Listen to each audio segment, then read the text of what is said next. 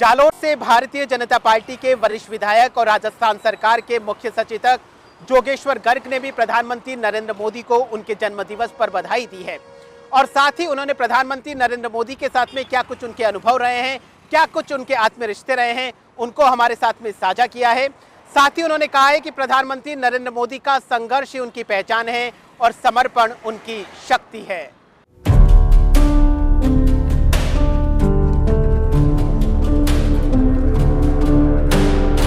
मुख्य सचेतक जोगेश्वर गर्ग ने दशकों पुरानी यादों को ताजा करते हुए कहा कि प्रधानमंत्री नरेंद्र मोदी से उनकी पहली मुलाकात वर्ष 1975 में हुई थी, जब मोदी संघ के प्रचारक थे।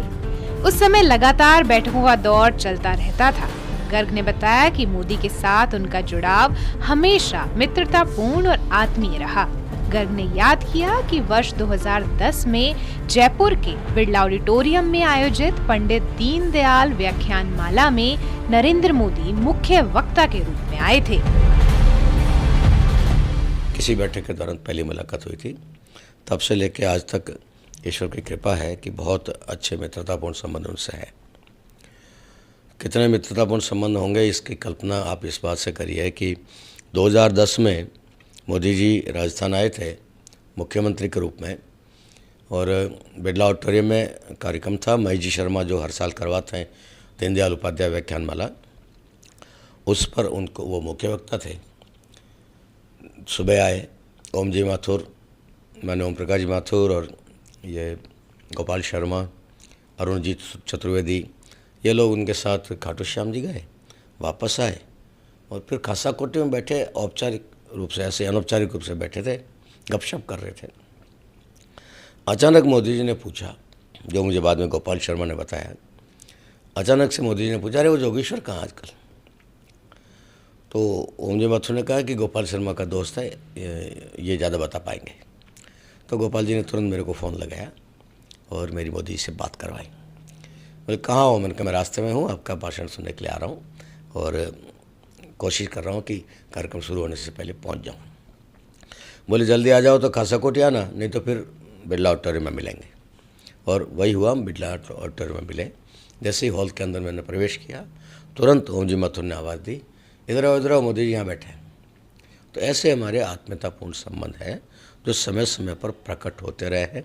चाहे मैं गुजरात गया हूँ, चाहे वो राजस्थान आए हैं, जालोर ज़िले में उनका आना जाना होता रहता था मुख्यमंत्री के रूप में, आबू रोड उनका आना जाना होता रहता था, अंबाजी में हमारा आना जाना होता था। तो बहुत सारे मधुर और प्रेरणादायक प्रसंग उनके साथ जुड़े हुए हैं। गर्ग ने रोचक प्रसंग सुनाया। उन्होंने मोदी से एक बार पूछा था कि क्या आपसे कोई दबाव में काम करवा सकता है। इस पर मोदी ने दृढ़ स्वर में जवाब दिया, यह मुमकिन ही नहीं कि मैं किसी दबाव में आऊं। गर्ग कहते हैं कि इस जवाब में मोदी का व्यक्तित्व, उनकी स्पष्ट सोच और आत्मविश्वास झलकता है। जोगेश्वर गर्ग ने बताया कि उन्होंने नरेंद्र मोदी को लंबे समय तक मुख्यमंत्री के रूप में देखा है। जब लोग उनसे शिकायतें या समस्याएं लेकर पहुंचते थे तो वह तुरंत समाधान पर जोर देते थे। वो जब 2002 में चुनाव जीत कर आ गए, उसके बाद मैं उनको बधाई देने गया उनके ऑफिस में।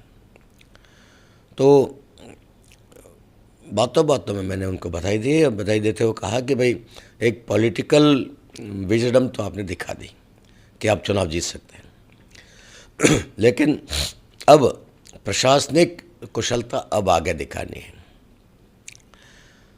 और सबसे बड़ी बात उसमें यह आएगी कि भ्रष्टाचार करने वालों से कैसे बचेंगे आप, सत्ता की दलाली करने वालों से कैसे बचेंगे।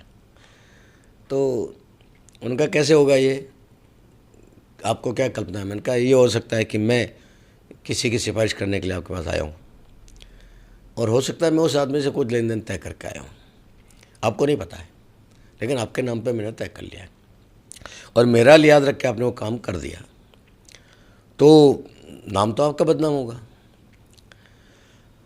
तो वो मुस्कुराए, अपनी जैसी स्टाइल है उनकी, मुस्कुरा के बोले, जोगेश्वर ऐसा कोई काम मुझसे करवा के ले जाए तब बताना। वो दिन है और आज का दिन है, उनके ऊपर कोई लांछन नहीं लग सकता भ्रष्टाचार का, कोई उनसे गलत काम करवा नहीं सकता, कोई उनसे दबाव में काम करवा नहीं सकता। ये उनकी एक छवि जो बनी है वो पहले से उनके दिमाग में तय थी और बहुत अच्छे से उन्होंने तय कर रखा था कि मुझे किस लाइन पे जाना है, कैसा प्रशासन चलाना। गर्ग ने कहा कि नरेंद्र मोदी के साथ जुड़े कई प्रेरणादायी और मधुर प्रसंग हैं। उनकी कार्यशैली, अनुशासन और दूरदर्शिता हमेशा कार्यकर्ताओं के लिए प्रेरणा का स्रोत रही है।